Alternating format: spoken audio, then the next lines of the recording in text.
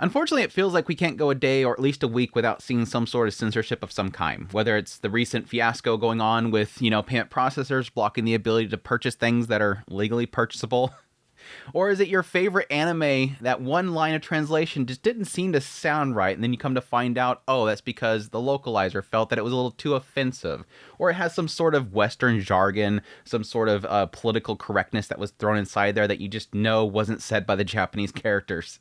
Your light novels, your mangas being changed, all that stuff. Again, it just feels like you can't go a day without seeing it in there. And unfortunately, for the longest time, specifically when it comes to anime, manga, and light novel, it always felt like we never had a voice in Japan to sort of tell people, this is what's going on over here. Are you aware of this?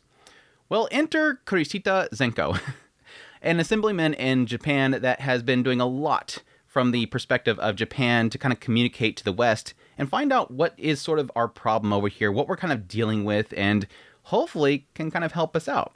Yes, it seems like he's gotten a lot of attention here recently because he got very actively involved with the whole collective shout and the payment processor situation. He's been already involved with, Taro Yamada with the whole situation of Visa, MasterCard, doing censorship in Japan. And yes, here recently, it seems like some people have reached out to him about the whole situation with censorship in localization, which I think honestly, in the grand scheme of things, is, while seems like for most people not the bigger problem, it is sort of an underlying issue that could be problems, and yes, for a lot of fans, is a significant problem. Zenko says, many people around the world have commented on the issue of localization interfering with content. It's an incredible honor to hear people say that they want to enjoy Japanese content in as original an expression as possible. This may not be an issue that can be solved by politics alone, but many Japanese people are not even aware of this issue. So I would like to raise awareness. I also want to work to ensure that original expression, not only from Japan, but all over the world, are respected. Props to my man here, dude. Please go follow this guy. He's absolutely amazing. I completely 100% agree with everything here. Yes, it is a massive, massive issue with localization interfering with content itself. I've always said before, and I'll say it again 100 times, it's not an issue with translation, it's an issue with localization. To give a kind of easy example here is that, yes, when you have something like an anime or manga or a light novel coming from Japan, you have the original script. This is what the characters are saying. This is what the sign says. This is what is the spoken word. This is what the character is thinking, yada, yada, yada. And then somebody will translate that. And yes, you can't use that raw translation. You can't use character translated, slap the label on it, and it goes. It just won't make any sense. You have to have somebody that actually understands what's being said in Japanese and make it make sense to somebody in the West, or in English language, so to speak. The problem is the localization part. That has always been the big problem, is the localization part. That's when somebody takes what's actually said, and yes, it's raw and it's kind of moved a little bit so it kind of makes sense, and they make it make more sense to the area that it's going to. That's where they make it culturally understandable to the audience. And there's always that little gray area right there where you step in from like, okay, now it's making sense. Now it makes perfect sense. Now let's make it make even more sense and be more acceptable to a Western audience. That's where the problem always lies. And that would be the thing that I would really present to Zenko and whoever he can speak to regarding this, where the problem actually is. Where suddenly they're trying to make it make more and more sense, and they're becoming the new writer. The localizer is becoming the writer. They're deleting everything that was originally before it, and they're going, hey, ain't I funny? Oh man, am I writing so much better? Let me fix this for you guys. Or, and the big part that a lot of people have a problem with, let me put my own political beliefs in there. Because I'm no longer just, creating it to where it makes sense to people. I am now putting my own agenda into it and my own beliefs into it because I want to spread my message through this work. And that's where the problem comes in. I'm going to get more into that in a bit. But I want to focus on what he's saying here before we get too much in that stuff. And this is kind of an open letter to Zenko, so hopefully he can get this. But anyways, I do 100% agree with him that the problem here is that this is probably not something that can be solved by politics alone. I can get into some things that I can feel like it could do, but for the most part, yes, once it leaves the shores of Japan, there's not really much they can do. You can't enact some sort of law or something in Japan when a licensor in America purchases an IP and then translates it over here and sells it in America. There's not much you can do. I think the only thing you can really do is possibly force publishers and IP holders in Japan to put clauses in their stuff that will retain Japanese influence and artistry in their works. Like an idea that whenever Kadokawa or somebody were to sell a license to ReZero or something like that, or Mushoku Tensei or something, when they sell that license to distribute in another country, they have to put a clause in there that says, do not disrespect our culture by changing it to meet your political needs. Because this gets into the biggest issue where we get into the idea of putting politics into localization, where it does essentially defame the original creators. It changes their expression and whatnot, and it could look badly upon the Japanese creators. Again, this is a lot to do with what I think the messaging should be here to maybe not just political leaders and whatnot. For those who don't know, this is an assembly member here. Not just political leaders, but it could go into the idea of just really strictly to the companies to be a little bit more aware of what they're doing here, because what is being localized and changed is essentially, in some cases, turning very political. Let's go into examples. Let's get into examples. Yes. This, I know, everybody brings this up. We're tired of hearing it, but it's such a perfect example, right? Everybody uses example because it's the perfect example. Like, it's so easy. You throw it out there and everybody's like, yep, that one. I remember that one.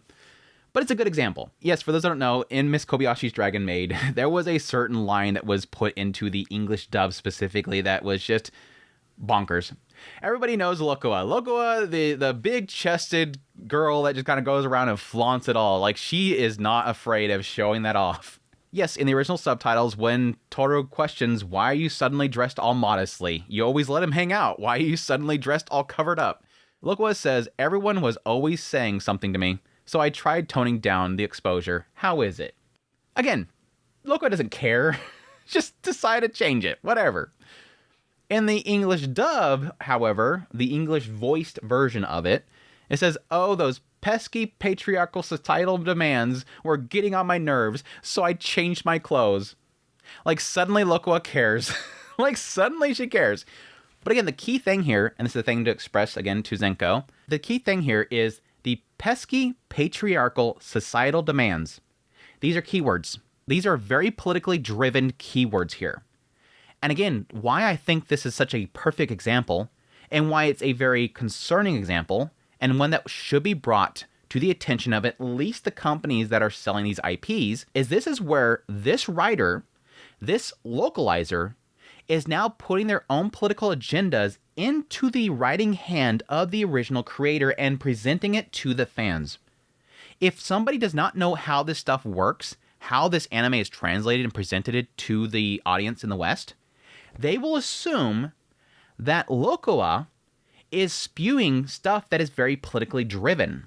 And that's the concern. That's why I said earlier, even though I know that this is probably not an issue that could be solved by politics alone, I think there could be something here, again, to sort of regulate the idea of these companies being more careful about what's being sent over. Now, I hate this idea because it puts more work to the actual original creators in Japan that they shouldn't have to do. It's putting more work on them, more restrictions, more regulations on them that they're going to have to figure out how to overcome, which would include them having to have English speakers that would have to watch over all this stuff to make sure it doesn't happen and to regulate it. Yes, they wouldn't be punished for it, but it could be an aspect of those restrictions being put in their contracts, punishing those companies if they don't follow it. But again, as he said here, and this is something I've always noticed as I look into a lot of censorship and localization issues, is I don't think a lot of these companies even know. Whenever somebody's mad about something being translated wrong, they just don't know. None of them know. There's a lot of creators out there now that are putting themselves out there on social media, and people are able to express to them, but a lot of cases they don't even understand what people are saying. They don't understand what people are bringing them. Like, hey, they're messing with your work career. Are you okay with that? They just don't understand. Then they can't do anything. Their hands are tied. Their property is sold to a publisher in Japan, and that publisher is then selling it to another company in the West. They have no control over it. So there's a lot of little issues here that it just comes down to, I don't know that there's really anything that can be done for it. But I'm glad that he's able to at least, take it out there and show people, like, hey, this is happening, right? Be a little more aware. But yes, glad to see that a lot of people are already replying with a lot of, usual cases. Good old Jamie Markey. This was a big one. I did cover this one. The Lovely Complex one was horrible. I looked in that whole thing, made a whole video on it. It was quite the write-up. It was quite the write-up when we went through that entire thing. And again, it's an issue where somebody felt like it wasn't good enough, and so they changed it, one, to meet their own political agendas, but two, because they felt like they were better at writing. They felt like they were better at writing. The characters weren't developed enough, so I changed it. And again, that's a huge issue because you're literally saying the original writer, you have no control over your property no more. It's now owned by me. And this gets into the second issue that I see, like the first issue being the politics, but the second issue really being the idea of individuals feeling like they're funnier and more entertaining than the original creator. And they're putting their own jokes in there. They're rewriting the characters to fit their ideal of what a character should be. They're changing the sexual preferences of the characters. They're changing their genders, how they express their genders, how people view their genders. There was a lot of it in this one. People talking about people's preferences and whatnot. And yes, a comedic way.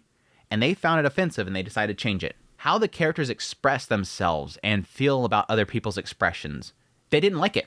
They didn't like it. But I agree with a lot of people that were replying. I think a lot of the big ones are like in video games. A lot of video games with a lot of problems. I think as much as people that are anime fans get, upset about, localization issues, video gamers have it worse, dude. I remember back in my days of playing a lot of video games, there was a lot of incidences like this, like Fire Emblem and whatnot, where they just completely change things. They remove the whole, petting games, all that kind of stuff as well. A lot of things that they found inappropriate. What the characters themselves are able to wear is always being changed. Remember, Xenoblade Chronicles X was a big issue when I was playing that game. It's just like nonstop. And yeah, even today, a lot of this stuff is coming up. I remember boy-girl relationship show bringing up the whole boomer lingo. Like, again, thinking that they're funnier than the actual original writer. The feminist take. We have Blue Box here recently had the whole, instead of saying that's very feminine, it's a very feminist take. Yeah, great. And yeah, recently we had the Danger of My Heart, the first season, him saying that he was mansplaining to a fashion model. It just keeps going, man. It just keeps going. But again, my message in the end would be, I understand the idea that I don't think this is something that could be solved by politics. Unless, again, they enforce some sort of restriction that they have to put in their contracts for licensing, that they respect the original artist's intent. But again, that's going to only put restrictions upon the original IP holders and thus put more burden upon them. And it's not their fault. The fault is those that are licensing overseas. I think the better thing that Zenko Kurishita can do is at least go to these companies, any company that you can have contact with. Maybe if you're having a meeting about something else, you can kind of slip it in there somewhere else. Say, hey, just want you guys to be aware. I was talking to a lot of people overseas, and they are a little bit upset about how a lot of these localizers are changing your scripts, and they're changing what the characters are saying. And the big concern I would bring to them is the idea that they're altering the original artist's intent. That, again, they're changing what the characters themselves believe, how they view the world. They're changing the comedy and whatnot to fit their agendas. But the most important thing and the most crucial thing here is they're putting politics where politics shouldn't be. They're putting their own political beliefs, their own political standings into that person's work. Thus, again, for those unaware of how localizing works, is making it look like the original creator believes in those politics. And that is a dangerous thing to get into right there. That is an extremely dangerous thing to get into. Think of a writer being very right-wing, suddenly saying left-wing stuff when it's localized. Or just, I think in general, what mostly happens is somebody that is not even political leaning, an artist that's not very political leaning, suddenly being right or left. That's a massive problem, I think. Anyways, just want to get on here, give my opinion on the whole situation, give my thoughts on localization and whatnot, and I think where the biggest issue is. I do plan on eventually doing a whole video about localization. I'm just kind of gathering stuff here and there to put together. I don't want to just hit the usuals like, Kiss Koyoshi's Dragon Maid. This is the easy one. It's always there. I'll probably cover that in my video as well, but I definitely want to kind of get some other stuff together to kind of give my 2 cents on the whole matter of localization, but I just want to get on here and give my opinions to Zenko Kurishita. Definitely give him your support. I think he's been doing some phenomenal stuff. If anything, just kind of giving that nice communication between us and Japanese companies and politicians. I think it's great to have this communication circle opened up so that not just that we can kind of whine and complain about what's happening and go, oh, please save the animus, but more of the idea that we can sort of give him insights into how we view things over here, and additionally, bigger situations like politics and, payment process and whatnot, giving a little bit of a warning of things that could come that could directly impact the stuff that we love so much. But yeah, follow him at Kurishi. Again, really great guy, and hope you guys enjoyed this video. As always, if you hit the like button down below. If you like this content and want to support channel more, become a member of the channel. Until next time, y'all take care.